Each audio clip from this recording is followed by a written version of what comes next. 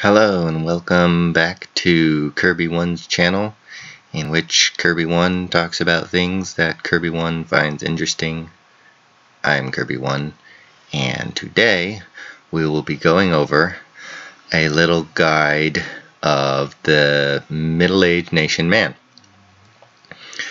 based on some ideas that I've had. One of my many games that I'm playing currently is a middle-aged man game. Unfortunately, I did not really plan ahead with what I now consider to be man's strengths, and wound up doing what is essentially a crazy stupid build that I'm now stuck with, and I'm still just kind of trucking along with in the game, learning as I go. But we're going to get into do's and do nots from my experience on middle-aged man, and we'll see what you guys think afterward. So we'll start with the do nots, and here is the do not build. This is the build that I'm using in the game.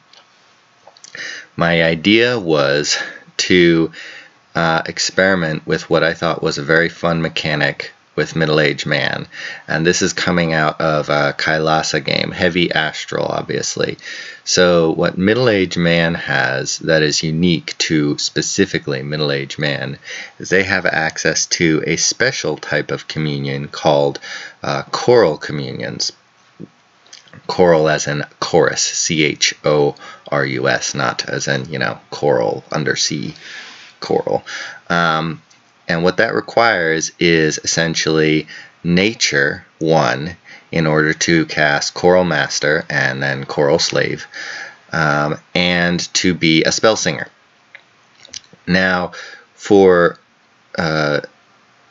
middle-aged man pretenders, as far as I could tell, the only pretender build that you can actually get that starts out as having spell singer is the Great Sorceress. And so I took the Great Sorceress hoping to build a kind of communion-based middle-aged man out of their witches and crones and everything like that, and do like communion thunderstrikes and things like that. So that was my idea. This is the spell singer thing. The only other difference in the communions for middle-aged man with choruses is that because obviously the communion is based on singing, they drop out of the communion as either master or slave if they go unconscious. Probably the slaves are going to get it first, but yeah, that's how that works. So my build, as you can see, was sort of slightly scales based and then awake for absolutely no reason whatsoever. You don't need awake for precision, and the scales I took were mediocre, heavily mediocre. I wanted to be, I think, site searching right away, which is why I took awake, or maybe I just didn't think about it. I was just not thinking. Also, another thing that I completely failed at, which I actually wanted to do with this pretender, is get up an early Mother Oak, but I didn't even take Nature 5 on my Sorceress. You can get Nature 5 really easily, but if you just start with Nature 5 on your pretender, then you don't have to research like construction. You can just go straight Alteration 5.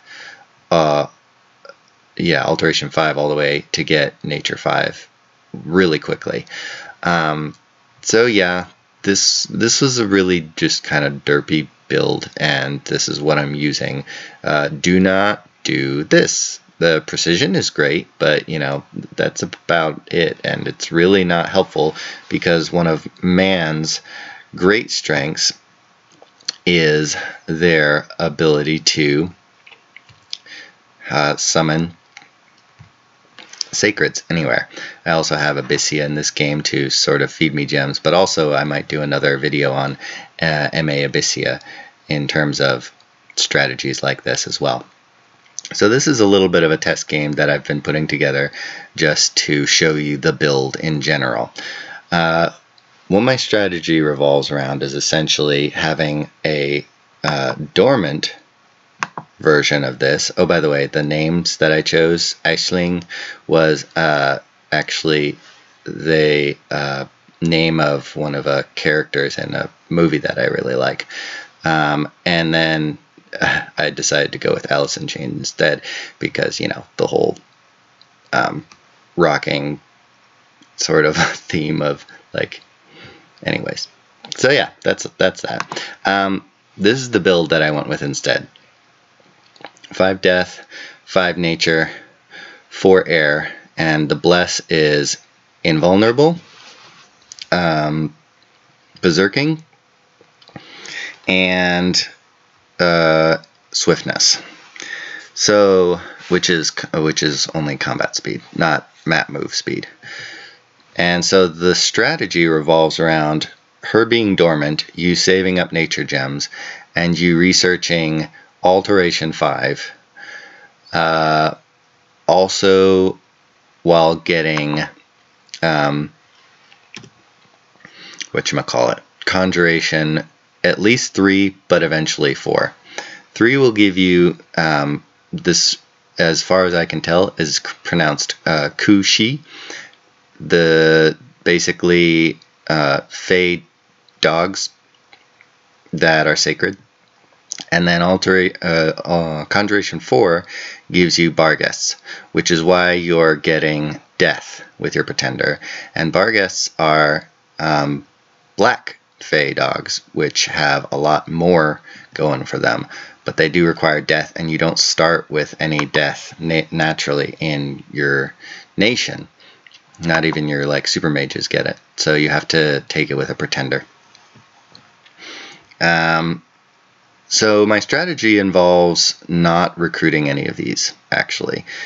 You could get 1 or 2 later on if you really wanted, like, stronger mages, but the strategy actually revolves around getting a couple of these and then spamming mostly these. They would be fine as well because they're also Nature 1 spell singers, but heck, if you can, why not get these? Because they're only 10 gold more expensive than these guys. And these guys actually cost more resources too. So they are spies, so you can use them to, like, do scouting and stuff like that. Now, I didn't start out with as many resources as I did in my actual game that I'm playing. So expansion actually involves spamming these knights. You can get like 4 of these with anybody. Even one of these monks can lead 10 of them.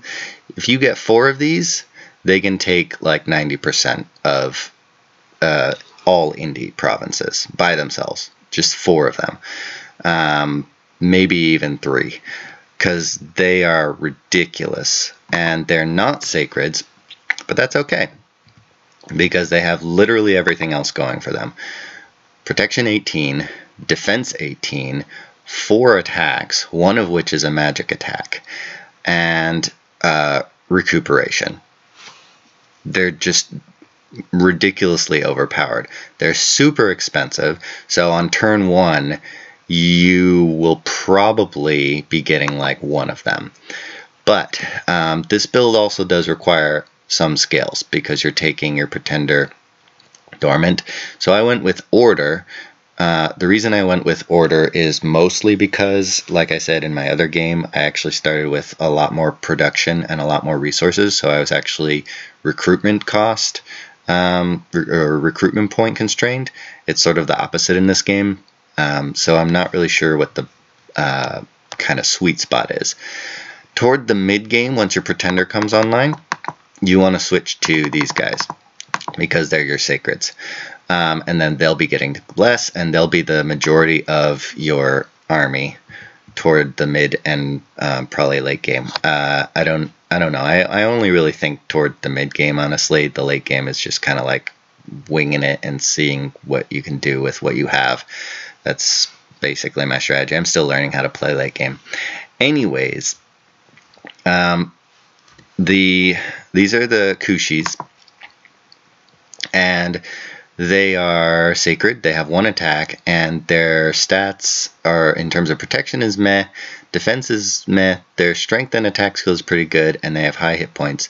So drop invulnerability and berserking on these guys, and they will become a lot of fun to play with. Then you look at their bigger brothers, the black dogs, Barghests. They have dark power, which will come in circumstantially. You can do various things like fighting in caves with them, or maybe you can't really cast darkness. I guess you could cast darkness with your pretender, but very situational with how this dark power is going to come online. But they have a venomous bite, which also, and then they have where is it? Anyone striking the Barghest may be cursed for the rest of their life. So I don't know where it is, but there's a chance essentially of if you attack a Barghest, you're cursed. So that's great. And their stats are just better, pretty much across the board, except for the attack skill is about the same, and their protection is a little weaker. Then you drop the same invulnerability and berserking on them, and they really get to be powerhouses. Then these are your main frontline troops, though honestly, based on the numbers that you'd be summoning, you might be getting more of these guys than the number of actual frontline troops that you're recruiting. So you might sort of mix up the setup that I have a little bit. I've got these guys to hold and attack rear that flank, and then these guys to hold and attack rear that flank. The knights are a little faster, combat speed, but they'll get a blessing, so they'll actually be able to catch up and probably pass them. And then these guys have a great sword, which is huge damage, high protection, and mediocre defense skill. So they are great. They're basically like the knights if the knights had 1 attack and they were slower. And they're sacred, so they can, once they get the blessing, they become really, really strong. Tanky. So let's put this to the test. Now, how am I going to be blessing my units, you may ask? Well, like I said, one of the benefits of the middle-aged man is their chorus communions. So you stick a chorus master in the form of one of these guys who have only 1, and give them 4 chorus slaves, and then all of a sudden she can cast Divine Blessing. I just put her to set to scripted to be swarming and stuff like that, just for a couple extra dudes. But once you get up into higher level nature cast, you can cast Mass Regeneration, you can cast Wooden Warriors, you can do all sorts of crazy stuff. She got a water random, by the way, so she can cast Rain, she can cast Protection from Fire, she can cast all the water spells, so that's great. Now, let's just take a look before we go into the actual battle at these guys. So these guys are your main Divine Blessing casters, the Chorus Masters. They can get up to Nature 3 and then a random of these, which mine got, as you saw. And then they can also get up to Air 2 as well, and so they can have air choruses as well, which is great. And then they can just be thunder striking in addition to everything else. So that's awesome. These are the chorus slaves, but they're also, because they can get Nature 2, your Kushi summoners. And I've got, Mother Oak Online, so I'm getting 15 Nature Gems a turn, and by the time you get Mother Oak up, you've got sort of a smattering of these ones who are the Nature 2 ones, and these ones who are the Air Nature ones. Now the Air Nature ones are meh. I haven't really figured out like a summoning purpose to them. They can forge owl quills, which is another part of the strategy, which you probably noticed, but I'll get into in a bit. And so these are the ones who will be the chorus slaves following around the army. They'll be the summoners, the Nature 2 ones, and the Air and Nature ones will be following the armies. So we're going to attack there. This is just a level 1 throne with just a handful of guys. You saw my scripting. End the turn. Sorry, Abyssy, you're going to stale this turn. And let's take a look at how that went. Also, I got my Merlin-esque hero. Okay, they got a couple mages. Maybe this is a level 2 throne with some very few indies troops. They're all set to hold. Come on, drop that divine blessing. There it is. Alright, so yeah, berserking is great because you get a couple of berserking guys in there, and even if you take a huge beating, the berserking guys are never going to rout, and they're going to hold the line and push through until the end of the battle. I've had a number of times where berserking in different circumstances has actually worked really well for me to win a battle that I would have otherwise lost because the rest of my army retreated. So, they're now protection 18 with total protection versus mundane attacks 24. That is epic. These guys are protection from mundane attacks 10, and once they get berserking, they'll get 2 more protection as well. So they're very tanky. Yeah, so now it's up to 10 still, but you know, berserking as well, and they have higher attack, higher strength, and they're doing more damage. So, and then they're gonna run around to the back lines. Okay, frontline troops have already routed. I could get a rain in here, that would help a lot. But I think they're gonna do all right for themselves. Tankiness, all the tankiness in the world is not really going to help a lot against fire elementals, but I do have some alicorn hoofs in there, or alicorn horns in there for stuff like that if I needed. He's dead. Yep, so there we go. I lost a bunch of Kushis, so that's unfortunate. Barghests and stuff like that. Well, this is just a idea of mine to try out. I really like it, and let's go into the whole research aspect. Now I'm taking Drain 3.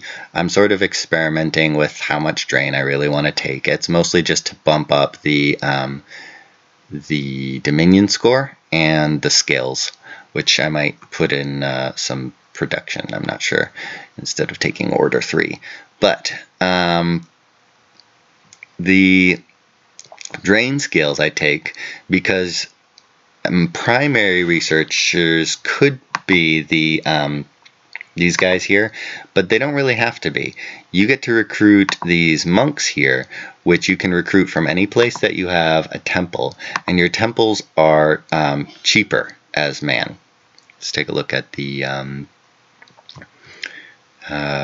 nation overview. No, sorry, pretenders, and there. So temples cost 200 everywhere. This is not like just in forest. This is everywhere. They cost 200. So it's really easy to get these guys, and they are 1 recruitment point, and they have this skill, Divine Insights, which allows them to research based on the strength of the Dominion in the province. That is to say, it allows you to have as many of them researching as the Dominion strength of that province, which I took Dominion 8, I think, or 7. 1, 2, 3, 4. Okay, I took Dominion 8. It doesn't have to really be that high, but that allows you to dump a lot of researchers into a province without having to also build labs in those provinces. Oh, I did 1, 2, 3, 4, 5. So yeah, I actually took Dominion 7 and then built 5 temples. So yeah, and you scatter a couple of labs around as well with your temples so that they can be researching. But really, because you have these air randoms, you can be forging aliquils as well with them once you get construction, and then just be sticking aliquils on them, and then they get up to research 9, and Drain does not affect this research skill, so they're 3 naturally, and they're not affected by Drain. These guys are still affected by Drain, so they can get up to, let's see, with an aliquil, up to 12. Still better than these guys, but these guys you're recruiting 1 per turn in every province, and 2 per turn in a fort if you really wanted to spend a mage turn doing that, but you don't have to because you can just recruit these guys anywhere as well, build up huge armies of communions. So yeah, that is my idea with this build for middle-aged man. Let me know what you think in the comments, and tell me if you've had any other experiences with playing middle-aged man. I know I just watched the Lucid and The Last Pretender 1v1 Let's Play. He was playing middle-aged man.